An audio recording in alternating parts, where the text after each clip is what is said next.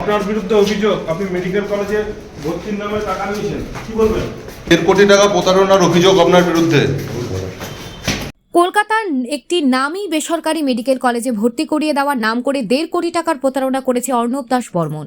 পশ্চিম মেদিনীপুর শহরের বাসিন্দা অর্ণব 2024 সালের শুরুতে দুর্গাপুরের 2 যুবককে মেডিকেল কলেজে ভর্তি করানোর প্রতিশ্রুতি দিয়ে তাদের কাছ থেকে প্রায় 1,60,00,000 টাকা নেয়। দীর্ঘদিন পরেও মেডিকেল কলেজে ভর্তি না হয় যুবকরা প্রতারণার শিকার হয়েছেন বুঝতে পেরে দুর্গাপুর থানায় অভিযোগ দায়ের করেন। পুলিশ তদন্ত শুরু করে এবং কলকাতায় একাধিক স্থান তল্লাশি চালানোর পর পঞ্চশায়রের একটি বহুতলে আবাসনে গিয়ে অর্ণবকে গ্রেপ্তার করে।